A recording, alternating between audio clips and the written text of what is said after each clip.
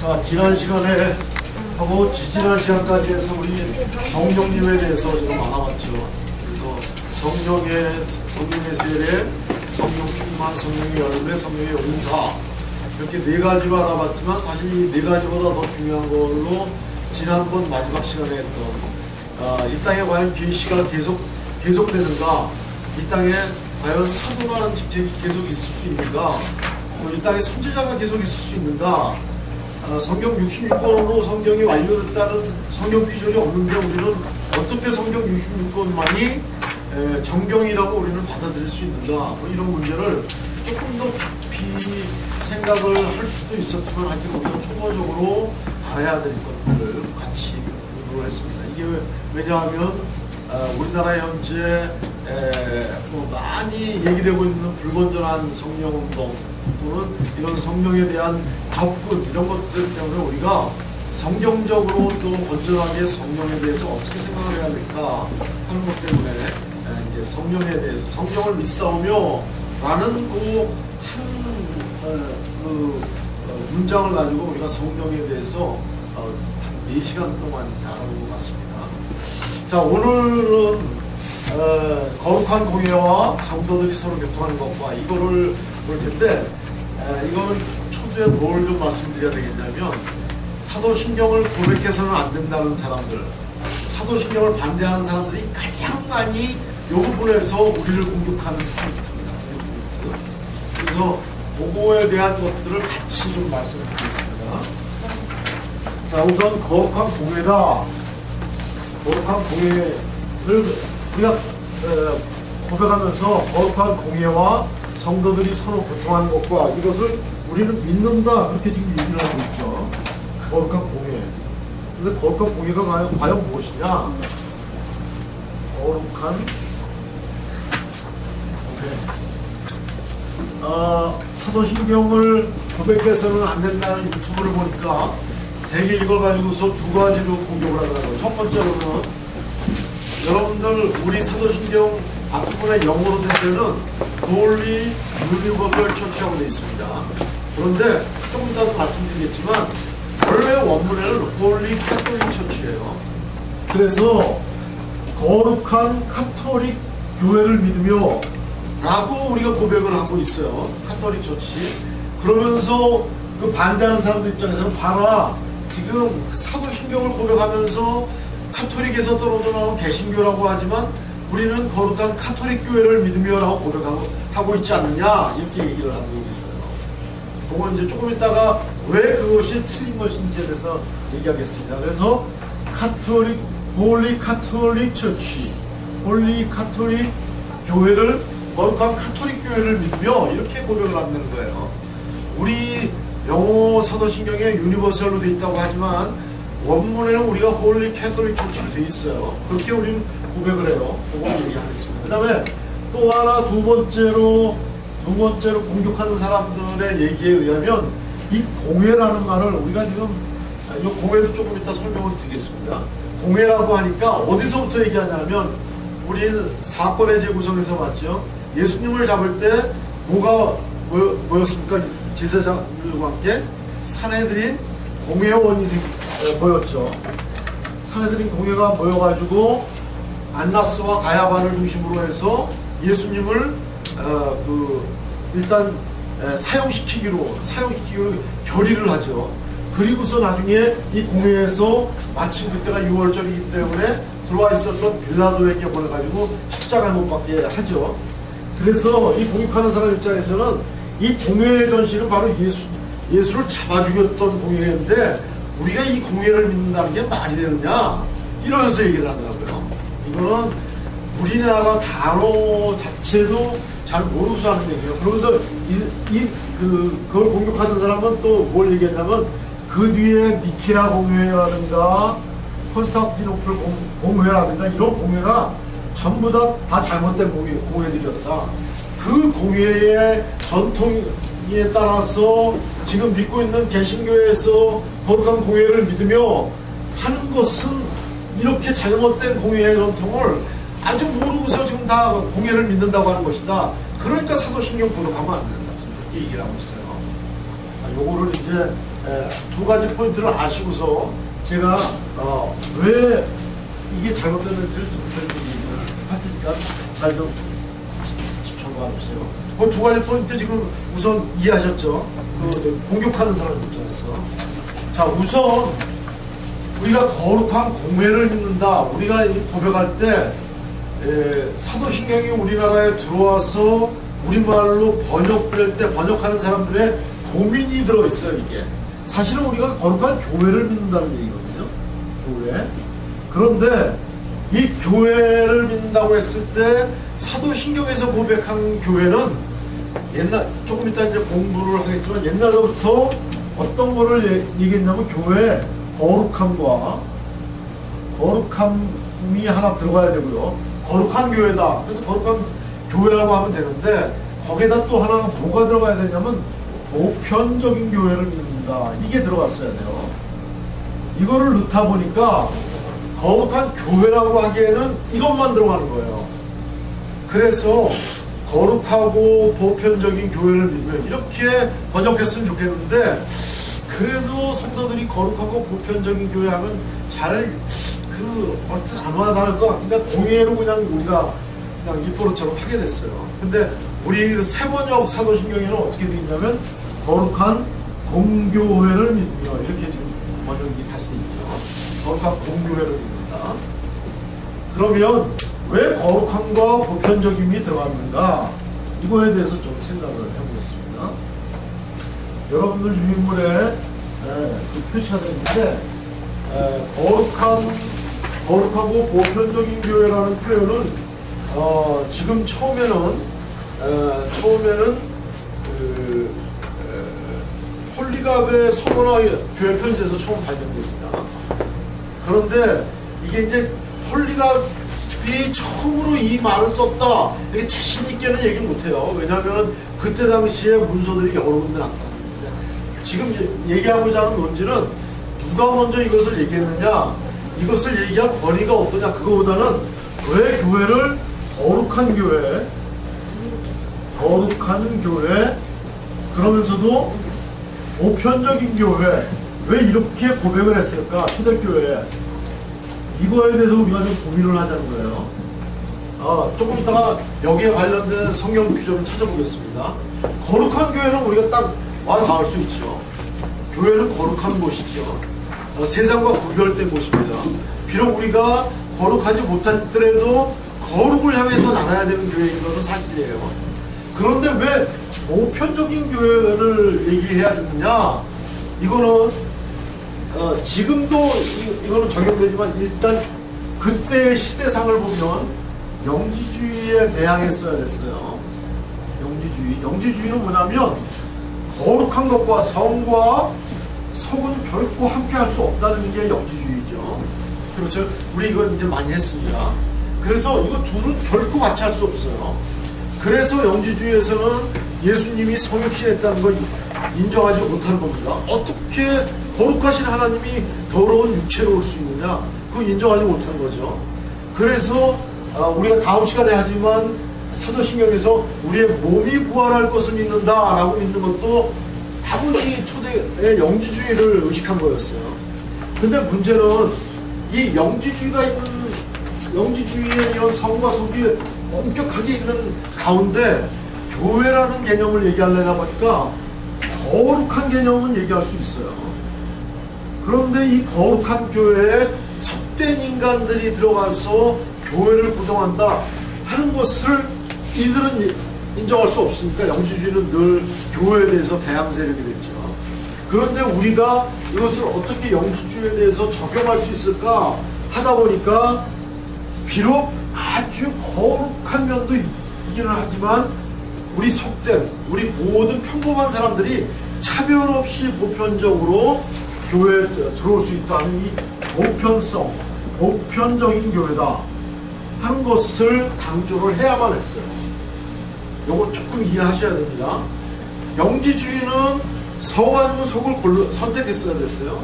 그런데 교회는 예수님께서 머리가 되신 교회는 거룩한 곳이기도 하지만 극단적으로 아주 부패한 인간들이 속죄함을 받고 가는 것이 교회였어요.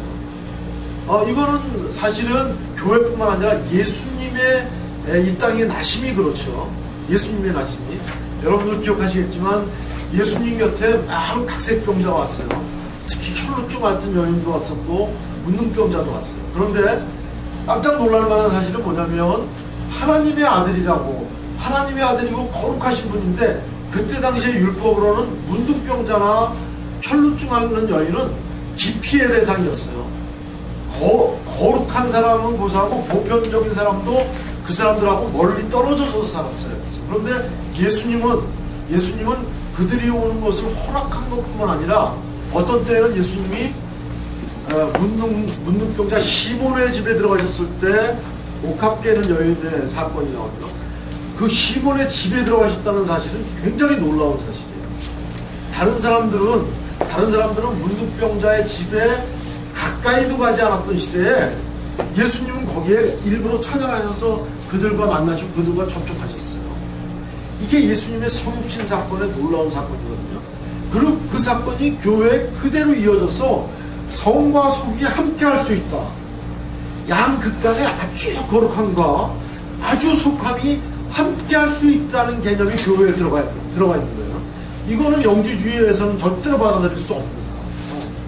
그런데 사도의 가르침을 받은 속사도 폴리갑이라든가 그 뒤에 오는 우리의 신앙 선배들이 이걸 깊이 생각했어요.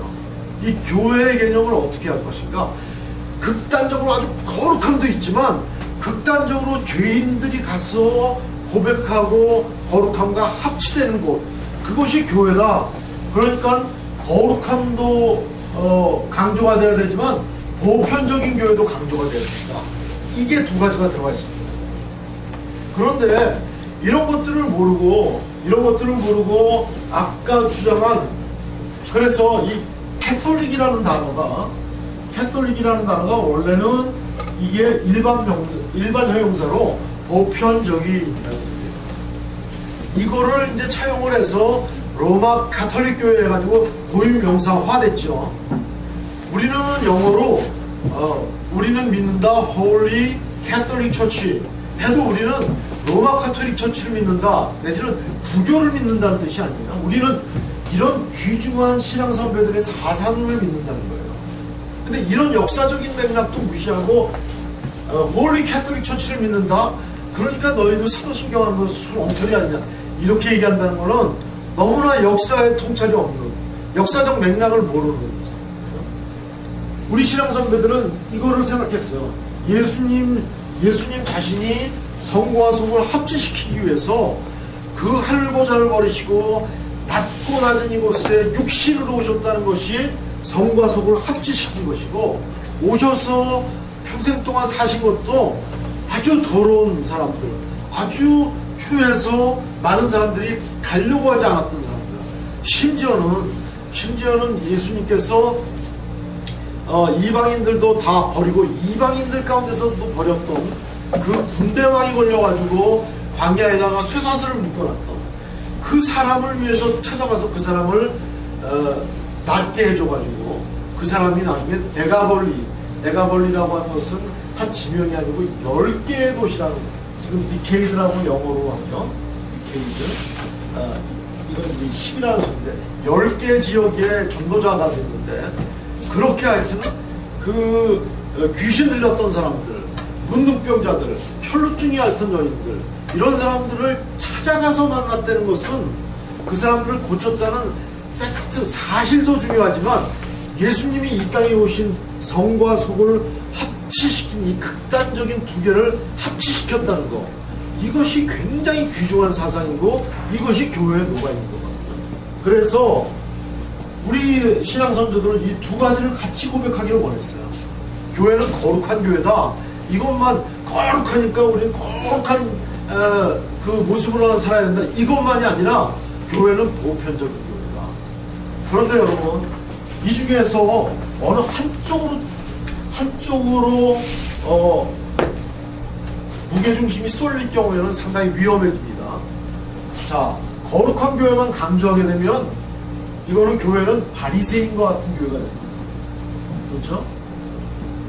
교회는 거룩한 곳이야. 우린 다 거룩한 사람들이야. 목에 힘 딱 주고 우린 다 거룩해 해서 우리 마음을 다 감추면 우린 바리새적인 교회가 됩니다. 그런데 보편적인 교회만 강조하면 우린 누구나 올 수 있어. 보편적인 교회만 강조하면 교회는 세속화됩니다. 너무 세상과 같아집니다. 그래서 이 두 개를 적절하게 균형을 잘 맞춰야 됩니다. 이게 우리 교회를 유지하는 아주 두 가지 굉장히 중요한 점입니다. 그래서 우리는 홀리 캐톨릭 처치를 믿는다. 자신있게 얘기해야 돼요. 단 캐톨릭이라는 말이 로마 카톨릭을 믿는다. 지금 그 교황청이 중심이 된 그 성당을 믿는다가 아니라 우리는 보편적인 교회를 믿는다. 근데 너무 이 말이 오해를 일으키니까 요즘에는 앞에 여러분들이 영어 사도신경에 보시면 좀 바꿨어요. 그래서 Holy Universal Church 이렇게 바뀌었어요. 근데 그 말이 그 말이에요. 사실 말만 바꾼 거지 원래 원문에는 캐톨릭 처치를 믿는다고 돼 있어요. 그러나 우리 사도신경을 반대하는 사람들이 얘기하듯이 그렇기 때문에 너희는 카톨릭 교회를 믿는 게 아니냐, 그건 아닙니다. 거룩한 교회이면서 보편적인 교회로 믿습니다. 이 교회는, 그리고 이거는 우리들에게도 굉장히 중요합니다. 우리 개인도 한편으로는 거룩함을 쫓아야 되지만 한편으로는 성육신하신 예수님의 정신에 따라서 이 보편성을 가져야 됩니다. 우리는 이원론을 가지면 안 돼요. 주일 6일 이외에 주일은 깨끗한 날이고 6일은 더러운 날이라든가, 교회 안에는 깨끗한 곳이고 세상은 더럽다든가, 우린 이런 성속 이원론을 절대 갖고 있지 않습니다. 모든 것이 다 깨끗하고 모든 것이 다 보편적입니다. 모든 것이 다 자유합니다. 그것을 우리는 교회를 통해서 이루어야 합니다. 자, 이 거룩한 교회, 보편적인 교회 이해하실 수 있나요? 지금 설명 이해하시겠죠? 요거를 이제 기본으로 할 텐데 이따가는 이제 네 가지로 이제 좀 생각을 해볼 텐데 유인물을 보면서 좀 따라가 보도록 하겠습니다. 유인물 보시죠.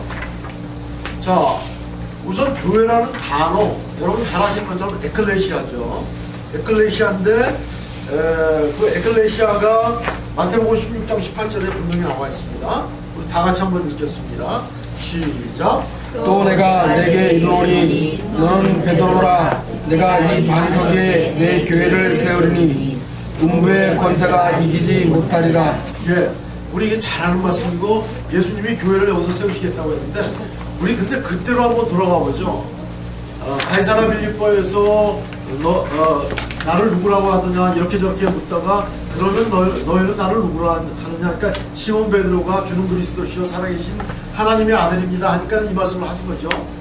그때 내 교회를 세운다 했을 때 제자들이 그거 어떻게 알아들었을까요? 우리는 지금 쭉 와서 결론적으로 하니까 교회를 세우신다니까 교회 하면 우리 이미지로 다 들어있는 교회가 있죠. 하여튼 건물을 생각하든 교회 오르간과 찬양을 생각하든 아니면 예배를 생각하든 우리 교회를 생각할 수 있어요. 그런데 그때 당시에 제자들은 너의 이 고백에 내 교회를 세우겠다 했을 때 교회? 뭐라고 생각했을까요? 왕국. 네? 자기들이 왕국? 그런데 이제 이 에클레시아가 어떤 뜻이냐 하는 게 이제 그 비교하라고 거기에 사도행전 19장 39절에 해놨어요. 그거 잠깐만 읽어보겠습니다. 사도행전 19장 39절 시작. 만일 그 외에 무엇을 원하면 정식으로 내에서 상하니라. 예, 요 사도행전 19장을 조금 설명을 드리면 바울과 바나바가 에베소에서 전도할 때였어요. 근데 그 에베소에서 전도할 때 우상을 만들어서 팔고 우상 섬기는 자들에게 매출을 일으키던 사람들이 바울과 바나바가 우상 섬기지 말고 하나님 믿으라 하니까 장사가 안 될 것 같거든요. 그래가지고 사람들이 엄청나게 몰려와서 3시간 동안 데모를 했다고 성경에 나와요. 그러니까 지금으로 얘기하면 뭐 서울광장이나 여의도에 모여가지고 자기네들의 그 시위를 하고 있어요. 3시간 동안. 그러니까 정부 당국자들이 나와가지고 야, 날 밝으면 정식으로 재판을 해서 이 사람들이 죄가 있으면 그때 묻자 하는데 거기 보면은 이게 우리가 헷갈리지 말라고 성경에서는 민회라고 돼 있는데 이것도 역시 에클레시아로 돼 있어요. 제가 이 두 성경 기절을 쓴 것은 뭐냐면 에클레시아라는 말은 사실 그냥 하나의 모임이라는 뜻이에요. 모임. 그냥 사람들이 이렇게 모여있는 모임. 그것을 일반적으로 에클레시아라고 썼어요. 그런데 예수님께서 마태복음 16장에서 내가 내 모임을 너의 고백 위에 만들겠다 하는 것이 교회라고 생각이 돼가지고 오늘날에는 교회를 에클레시아라고 하는데 성경의 용례는 그냥 일반 모임을 에클레시아라고 이렇게 썼다는 거죠. 자, 거룩하고 보편적인 교회는 아까 폴리갑의 서문화교회 편지에서 처음 발견됐다고 했고 거룩함과 보편성 이거는 제가 말씀드렸고요. 이러한 것들의 전통을 이어받아서 3세기 중반의 교부 키프리아누스는 교회밖에는 구원이 없다. 이 교회의 중요성을 이제 3세기서부터는 굉장히 생각하기 시작했어요. 교회의 중요성을. 그리고 하나님을 아버지로 가진 자는 교회를 어머니로 가진다. 이 말도 했는데 이 말을 특히 좋아했던 사람이 종교개혁 이후에 칼빈이에요. 그래서 우리가 하나님을 아버지라고 부르듯이 우리의 신앙의 어머니는 바로 교회다. 교회밖에는 구원이 없다. 이런 얘기를 많이 했습니다. 자, 아까는 제가 교회의 거룩성과 교회의 보편성을 얘기했는데 사실은 여기서 더 나가서 니케아 신경이나 다른 데서는 여기에다가 두 가지를 덧붙입니다. 이것이 다 성경의 근거가 되고 있어요.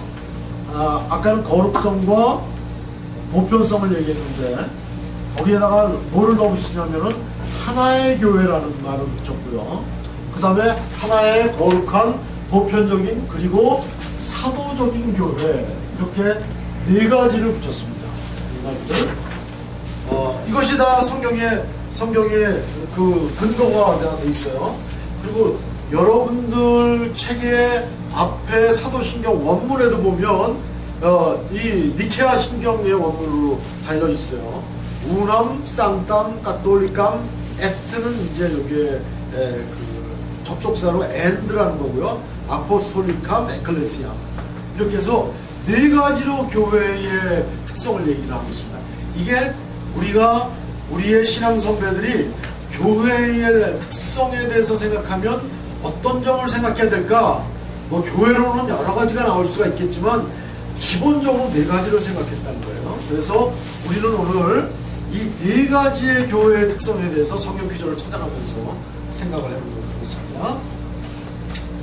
자, 지금까지 빨리 진행을 했는데 요지는 그렇기 때문에 Holy Catholic Church라는 것이 그렇게 비난받을 소지가 아니고 오히려 우리의 신앙 선배들이 교회의 그 영지주의와 맞서 교회의 속성을 성속 이원론이 아닌 아주 건전한 생각으로 교회를 거룩하고 보편적인 교회로 고백하면서 왔다는 것. 이것이 우리 사도신경에서 우리가 고백할 때도 그 전통을 이어받아야 돼요. 그래서 우리가 거룩한 공예화 할 때는 거룩하고 보편적인 그리고 하나의 사도적인 교회를 우리는 고백하는구나. 이것을 늘 생각하면서 고백을 해야 됩니다. 그럼 이제 하나의라는 것을 좀 보겠습니다. 하나의 교회라는 것은 교회의 머리는 누구시죠? 그리스도죠. 머리가 둘일 수 없습니다. 그리고 가만 생각해 보면 우리가 어떤 분을 만날 때 인사할 때 어디를 제일 먼저 봅니까? 발을 보면서 인사합니까? 손을 보면서 인사합니까? 그분의 눈과 맞춰서 인사하죠. 그리고 저 박 집사님인가 하고 이렇게 볼 때 물론 뒷모습을 보고서도 알 수 있지만 얼굴을 보면 우리는 확실하게 알죠. 항상 머리가 우리 몸에서 가장 중요한 포커스가 됩니다. 그렇죠? 교회도 마찬가지로 누구를 보면서 교회라고 판단되느냐? 교회 목사님, 담임 목사님의 설교 때문에 교회를 판단하느냐? 아니면 그 교회 건물 때문에 교회를 판단하느냐? 그게 아니고 교회의 머리이신 예수 그리스도를 보기 때문에 그렇습니다. 근데 그 머리가 하나이기 때문에 교회는 하나다 하는 게 지극히 당연한 거죠. 근데 이게 성경에 나와 있습니다. 자, 에베소서 4장 3절에서 6절 우리 조금 길지만 여기서 하나라는 뜻에 제가 괄호를 엮어가지고 했으니까 그 부분을 조금 좀 생각하면서 우리 다 같이 한번 읽어보겠습니다. 에베소서 4장 3절에서 6절 시작. 평안에 내는 줄로 성령이 하나 되게 하신 것을 힘써 지키라. 몸이 하나여 성도도 한 분이시니 이와 같이 너를 부르심을 한 소망 안에서 부르심을 받았느니라. 주도 한 분이시요 믿음도 하나요 세례도 하나요 하나님도 한 분이시니 곧 만유의 아버지와 만유의 주시고 만유를 통일하시고 만유 가운데 계시도다.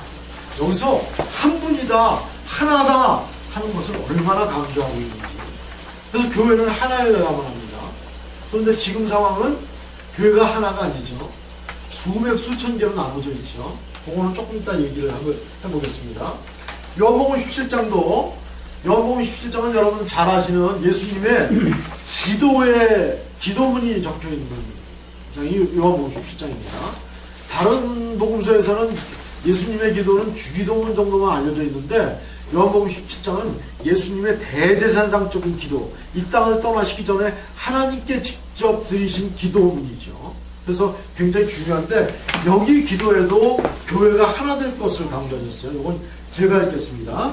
나는 세상에 더 있지 아니하마 그들은 세상에 있사옵고 나는 아버지께로 가옵나니 거룩하신 아버지여 내게 주신 아버지의 이름으로 그들을 보존하사 우리와 같이, 여기 우리와 같이는 성부 하나님과 나 성자 예수님과 같이 그들도, 이 교회도 하나가 되게 하옵소서. 예수님의 간절한 바람도 교회는 하나가 되기를 원하십니다. 그래서 이런 그 성경의 사상에 따라서 우리 신앙의 선조들은 교회의 특징 중에서 하나의 교회를 강조했습니다. 교회는 하나여야 됩니다. 그런데 이것이 로마 가톨릭에서 종교개혁으로 16세기에 나눠지면서 부교와 신교로 나눠지고 신교 내에서는 또 장로교, 침례교, 감리교, 뭐 순교금 여러 가지로 나눠졌죠. 비록 2단이 아니더라도 교파가 많이 나눠졌습니다. 그런데 저는 그래서 이것이 안타까운 사실이다. 하나의 교회가 되는데 교회는 지금 현재의 교회는 막 100가지, 1000가지로 다 갈라졌다. 이게 너무나 가슴 아픈 일이다. 이런 글귀를 많이 봤는데 제가 전에 추천해드린 지금 목사님한테 드린 이상원 씨가 지금 작은 그 책에는 아주 독특한 관점으로 또 쓰셨더라고요. 지금 교회가 이렇게 나눠져 있는 것은 교회의 보편성, 사람들이 생각이 다 다를 수 있기 때문에 보편성이기 때문에 나눠질 수밖에 없지만 그러나 결국은 하나의 고백을 통해서 우리는 하나의 교회를 결코 놓지 않았다. 이거는 이제 이상원 그분은 그렇게 쓰셨더라고요. 그렇게 쓴 데가 많지는 않아요. 다른 책들은 보면 이렇게 하나여야 되는데 우리는 지금 너무나 갈라져 있다. 그래서 참 가슴 아프다. 이렇게 지금 얘기를 하는 신학자들이 많아요. 지난번에 제가 죽은 자를 위한 기도에서 이정석 교수님 소개를 해드렸는데 이정석 교수님 돌아가셨지만 그분은 늘 주장이 뭐였냐면 교회를 하나여야 된다. 그래서 간판도 뭐 장로교, 대한예수교 장로회, 감리회 이런 거 하지 말고 그냥 교회 이렇게 해야 된다. 그리고 다 합쳐야 된다. 그런데 합치는 건 사실 쉽지 않아요. 현실적으로. WCC가 그런 연합운동에서 시작됐는데 모든 노선을 다 합치고 합치자고 하니까 교리가 무시되고 그랬죠. 그래서 WCC 말고 WEA라고 복음주의권에서도 좀 하나로 합쳐보자 했는데 그것도 그렇게 교단이 합쳐지는 문제는 쉽지 않습니다. 현실적으로. 그래서 어떻게 보면 그 이상원 교수가 얘기한 것이 지혜로운 지론일지 모르겠어요. 우리가 지금 갈라져 있는 교파가 갈라져 있는 현실을 우리가 인정하자. 그러나 주님께서 원하셨던 하나의 교회, 주님께서 기도하시고 하나 되길 원하셨던 하나의 교회는 결코 지금 현실이 갈라졌다고 해서 갈라진 게 아니야.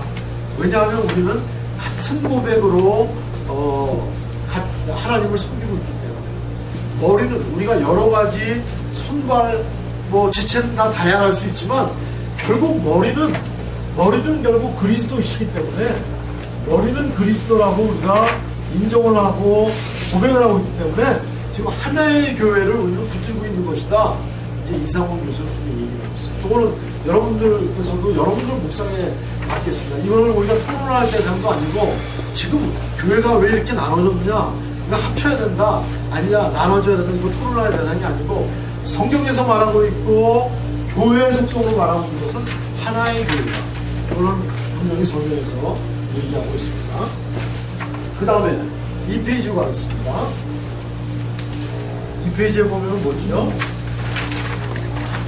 두 번째는 거룩한 교회입니다. 이거는 거룩하다라는 뜻은 여러분들 잘 아시는 것처럼 세상과 구별된다라는 것이죠. 그렇고 세상과 같지 않다는 거룩이라는 뜻에는 구별이라는 뜻이 들어갑니다. separate 되어 있다.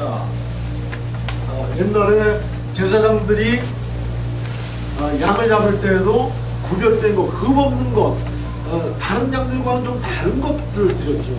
그리고 이사야가 성소에 들어가서 거룩하다 천사의 말을 들었을 때 얼마나 자신이 부정한지, 바로다 나요, 이 부정한 입술로 부정한 이 몸으로 거룩하신 하나님을 보게 되었도다 하면서 그렇게 얘기했을 때는 하나님의 거룩성이 얼마나 뛰어나신지, 얼마나 구별되신지 그걸 얘기했죠. 그거 그대로 하나도 거기서 훼손되지 않고 교회는 거룩한 곳이라는 것이죠. 자, 거기에 대한 성경 구절을 읽겠습니다. 에베소서 5장 27절. 자, 다 같이 읽겠습니다. 큰 소리로 읽으실수록 우리가 아멘할 수 있고 잠들어집니다. 자, 큰 소리로 읽겠습니다. 시작.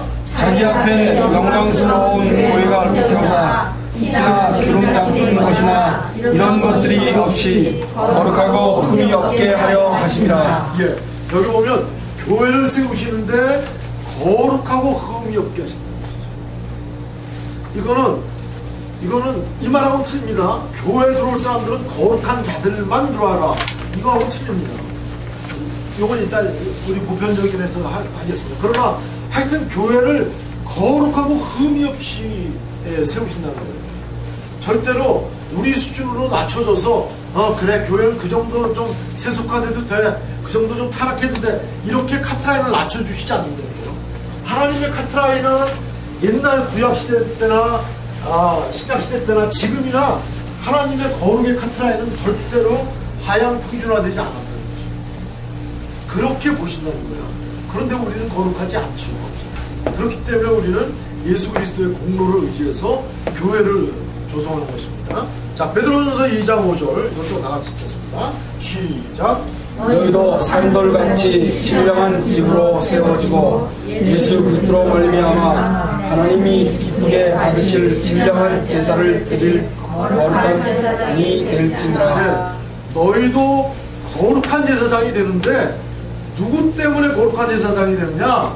산돌같이 신령한 집으로 세워진 예수 그리스도로 말미암아. 예수 그리스도로 말미암아서 우리가 거룩합니다. 그래서 뭐 교회가 거룩한 곳이다 하는 것은 이거는 뭐 당연한 얘기죠. 이거 우리는 조금 더 하향 평준화 시킬 수 없습니다. 교회가 그저 그런 사교 모임이 될 수 없는 이유는 바로 이 교회의 거룩성이 있습니다. 조금 사이드로 가세요. 교회의 3대 표지가 뭔지 아십니까? 표지라고 하는 것은 교회가 저게 교회구나 라고 하는 3대 시그널이 뭐냐, 이게 이제 우리 그 교회 헌법에 나와 있거든요. 그래서 성도들 또는 뭐 교회 목회자들 알아야 되는데, 교회가 다른 모임과 다른 세 가지가 있어요. 그 중에 하나는 뭐냐면은, 첫 번째는 말씀의 선포. 교회는 그냥 일반적인 개인 의견이나 강연을 하는 것이 아니라 하나님의 말씀의 선포가 되는 것이고요. 두 번째는 성례가 집행되는 것입니다. 교회는 세례와 성찬을 집행하는 것입니다. 그 다음을 얘기하려고 제가 말씀드렸는데, 이게 지금 한국 교회에서, 우리 교회 내에서 잘 보이지 않는 거예요. 세 번째는 뭐냐면은 7위의 정당한 집행. 7위라는 게 뭡니까? 7위. 다스리는 거죠. 잘못했을 때 예를 들어서 어떤 성도를 건징한다든가 다스리는 거죠. 이 7위의 정당한 집행이 3대 표지에 있는 이유는 뭐가? 목사들을 목에다 힘주고 성도들을 겁박하라고 7위를 준 건가? 그거 아닙니다. 목사나 성도가 다 똑같은 왕같은 제사장입니다. 그런데 7위의 정당한 집행을 준 이유는 교회의 거룩성을 잊어버리지 말라는 거예요. 이 7위의 범위에는 평신도나 목사나 다 들어가 있습니다. 거룩성에 손해를 끼칠 때는 교회는 당연히 모여서 7위를 해야 된다는 것이죠. 그런데 이제 요즘 흔히 하는 말로 한국교회에 7위가 없어졌다. 그리고 A라는 교회에서 7위 받은 사람이 그 교회 떠나서 B라는 교회 가서 보란 듯이 성도 생활할 수 있다. 이거 이제 잘못됐다고 얘기하는 것이죠. 우리가 교회의 3대 표지로 말씀 성계 7위를 갖고 있는 이 7위를 갖고 있는 이유가 뭐냐면 교회의 거룩성이 그만큼 중요하다라는 것을 우리가 갖고 있기 때문에 그렇습니다. 이거 참고로 알고 있으면 좋겠습니다. 자, 그래서 우리는 하나의 거룩한 교회까지 이제 우리가 했습니다. 그 다음에 이제 보편적인 교회는 무엇이냐? 보편적인 교회는 아까 캐톨릭이라는 말도 썼지만 유니버셜이라는 말도 쓴다 그랬죠. 유니버셜은 사실은 그대로 직역을 하면 우주적이라는 소리인데 우주적인이라는 말보다는 저는 누구나 차별이 없는 이 말이 더 맞는 것 같아요. 그러니까 교회는 누구나 차별 없이 들어와야 된다. 어떤 사람이든지 다 보편적으로 들어와야 된다. 그런 얘기예요. 교회에 부자들만 모이는 교회, 가난한 자들만 모이는 교회, 이거는 교회로서 합당치 않습니다. 제가 그 청년부 사역을 했는데 청년부에는 CCC나 IWF 학생운동하는 친구들이 많아요.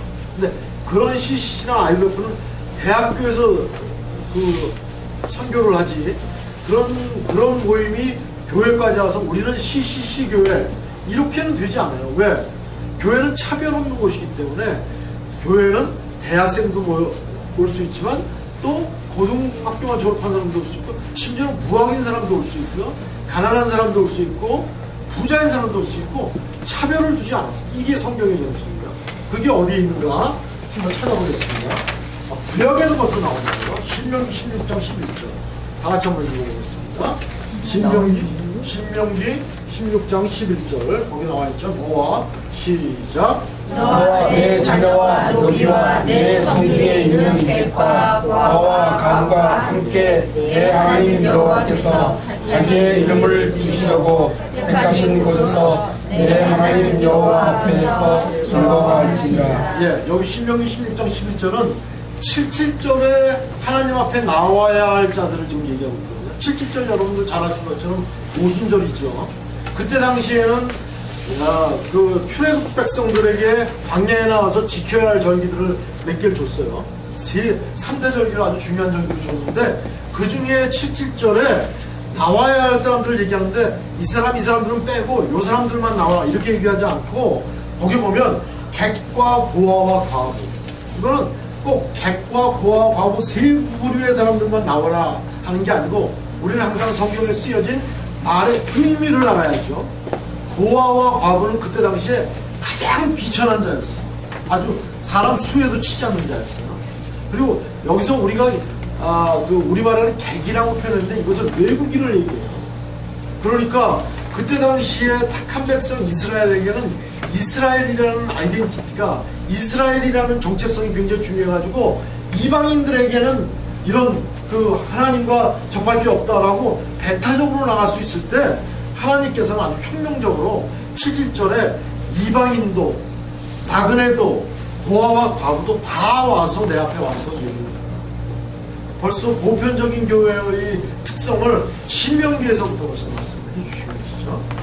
자, 그런데 신약에 와서 신약의 교회들도 이런 것을 표현하는 부분이 있어요. 사도행전 13장 1절 다 같이 한번 읽어보겠습니다. 시작. 안디옥 교회에 선지자들과 교사가 있으니 곧 바나바와 니게르라 하는 시몬과 블레 사람 글기오와 분봉한 헤롯의 젖동생 마나엘과 사울이라. 예, 여기 보면 안디옥 교회는 바울과 바나바가 목회한 교회죠. 근데 여기에 성도들의 면면을 얘기하는데 이 사람들을 다 얘기한 것이 아닌데 왜 성경에서 이렇게 각 사람들 중에서 좀 특징적인 걸 얘기했을까?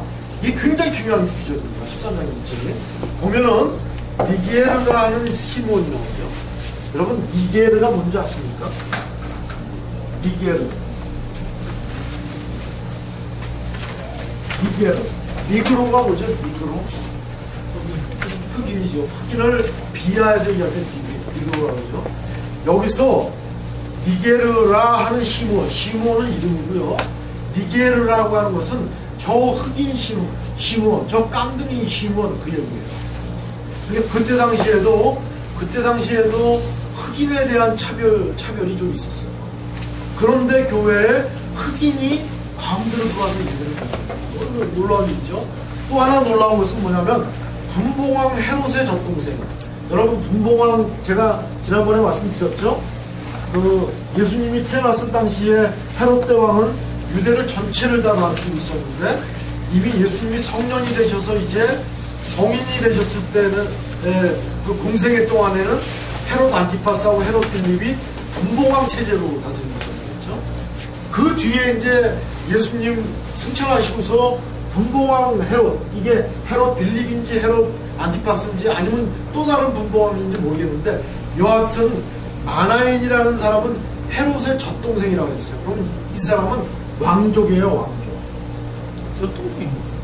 젖동생은 한 유모 밑에 같이 자란, 그러니까 적어도 왕의 자매거나 왕과 같은 자매거나 왕과 사촌이기 때문에 왕 궁전에서 한 유모의 젖을 먹었죠. 놀라운 것은 지금 이 13장 1절을 이렇게 구태여 안디옥 교회의 성도들의 면면을 소개한 것 중에서 우리가 놀랍게 붙들어야 할 진리는 뭐냐면 니게르 시몬 흑인과 왕족인 마나엔이 같이 예배를 해요. 이건 얼마나 놀라운 일이죠. 지금은 뭐 우리가 차별이 없어야 된다, 민주적이다 얘기를 하지만 그때 당시에는 주인과 종이 엄연히 다른 시대였어요. 그러면 왕족과 흑인은 정말 한 자리에 앉을 수 없는 시대였어요. 그런데 안디옥 교회는 이렇게 지금 안디옥 교회 전체 성도가 요거다 이게 아니에요. 지금 성경에서 얘기하고자 하는 뜻은 뭐냐면 안디옥 교회의 구성원들이 이렇게 다양했다.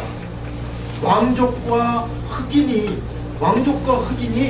그때도 지금도 미국에 흑백 갈등이 있는데 이 흑인에 대한 비하는 역사적으로 굉장히 오래됐습니다.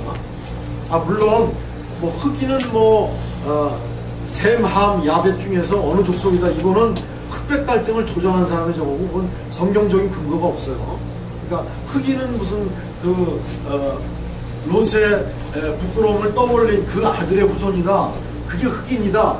이거는 흑인을 비하하려고 하는 사람들이 성경을 조작해서 낸 얘기지 성경상에 그게 흑인의 조상이라는 얘기는 절대 없습니다. 그러나 그럼에도 불구하고 역사적으로 흑인이 민족적으로 비하되는 그런 고통은 미국의 남북전쟁이 일어나기 직전 그때만 있었던 게 아니고 그 전부터 계속 있었어요. 그런데 여기서 좀 성경에서 얘기하고자 하는 말은 뭐냐면 이렇게 흑인인 니게르라는 시몬과 왕족인 마나엔이 같이 안디옥 교회에서 예배를 합니다. 이거는 교회의 보편성을 얘기하는 것이죠. 누구나 차별 없이 교회에서 예배를 드릴 수 있습니다. 갈라디아서 2장 28절에서는 너희는 유대인이나 헬라인이나 종이나 자유인이나 남자나 여자나 다 그리스도 예수 안에서 하나입니다. 우리는 이것을 쉽게 읽지만 그때 당시에 여자에게는 민권이 없던, 그리고 여자에게는 굉장히 여자의 자유가 허락지 않았던 사회적 분위기에서 바울이 남자나 여자나 그리스도 안에서 하나다, 너희들은 동등하다 라고 얘기할 수 있었던 것은 굉장히 혁명적인 말씀이면서 교회의 보편성을 얘기하는 것이죠. 그래서 우리는 거룩한 공회를 일삼으며 할 때 우리 교회에서만큼은 차별이 없겠습니다 하는 이 고백이 들어요. 차별하지 않겠습니다. 우리는 알게 모르게 우리가 조금 더 갖고 있는 것에 대해서 못 갖고 있는 사람들에 대해서 본능적으로 차별하려고 하는 그런 못된 본성이 있죠. 그걸 꺾자는 것이죠. 우리는 교회에서 하나님 앞에서 적어도 전혀 차별 없이 주님 앞에 나가겠습니다. 이게 고백되어야만 거룩한 공예를 믿는다라는 고백이 되겠습니다. 네 번째죠. 사도적인 교회가 뭐냐? 사도적인 교회는 이건 이제 로마 카톨릭하고 그러니까 구교하고 개신교하고 갈라지는 교회입니다. 로마 카톨릭도 구교도 사도적인 교회를 고백을 합니다. 그런데 그들은 사도적인 교회에서 그것이 계승돼 가지고 그 사도적인 권위가 교황으로 계승이 됐다고 생각을 하고요. 그 교황의 권위가 사제를 통해서 계승됐다고 이렇게 생각을 합니다. 그래서 구교의 1대 교황이 누구죠? 제1대 교황 베드로입니다. 그래서 로마 바티칸의 그 가장 큰 성전이 베드로 성당입니다. 베드로 성당. 바티칸 이제 크리스마스 되면 또 전 세계 뉴스로 교황이 또 메시지를 전할 텐데 그 성당이 베드로 성당입니다. 왜냐하면 그들은 제1대 교황이 베드로라고 생각을 하기 때문에 그렇습니다. 물론 그들의 성경적인 근거는 베드로의 고백 위에 내 교회를 세우겠다라고 예수님이 하셨기 때문에 베드로를 1대 교황으로 생각하고 교황이 쭉 이어와서 지금의 프란치스코 교황까지 이렇게 이어져 온다고 생각을 하는 것이죠. 그런데 우리는 그렇게 생각하지 않고 사도적인이라는 말은 사도들의 신앙 위에 사도들의 그 신앙 위에 우리들은 교회를 세운다. 이걸로 우리들은 얘기를 합니다. 자, 에베소서 2장 20절 너희는 시작. 너희는 사도들과 선지자들의 터 위에 세우심을 입은 자라. 그리스도 예수께서 친히 모퉁 위에 돌이 되셨느니라. 예, 너희는 사도들과 선지자들의 터 위에 세우심을 입은 자라. 사도들과 선지자들의 신앙의 터전 위에 너희들의 교회를 세웠다. 우리는 이렇게 해석을 합니다. 에베소서에서. 물론 이 사도들과 선지자들이라는 말을 또 이렇게도 해석합니다. 이것도 건전한 해석 중에 하나인데 사도들과 선지자들 라는 말은 사도들을 대표해서는 신약을 얘기하죠. 사도들이 신약을 썼으니까요. 선지자들은 구약을 썼죠. 그래서 후에 신약과 구약인 66권 성경 위에 교회를 세웠다. 이렇게도 해석을 합니다. 이것도 틀린 해석이라고 할 수 없습니다. 그러나 여하튼 에베소서 2장 20절에서 사도들의 터 위에 우리의 신앙을 세웠다 하는 것은 바로 사도들의 그 신앙 위에 사도들이 그렇게 붙잡았던 신앙 위에 우리의 교회를 세웠다는 것이죠. 그래서 우리는 지금 암송하고 있는 신경을 사도신경이라고 얘기합니다. 사도들이 고백한 그 정신에 입각한 신경, 그래서 사도신경을 저희들이 얘기를 하는 것이죠. 그래서 거룩한 공회 할 때 사도신경을 고백해서는 안 된다고 얘기하는 그 카톨릭이다 또는 예수님을 잡아들였던 그 공회에서 시작한 공회다. 우리는 그렇게 생각하지 않고 하나의 거룩하고 보편적인 사도들의 신앙 위에 서 있는 교회, 그 교회를 우리가 성경대로 고백한다. 이것이 우리가 거룩한 공회를 믿는다라는 고백에 우리가 들어가 있는 의미입니다. 아셨죠? 자, 3시에 쉴 텐데 5분 남았습니다. 질문사항 있습니다.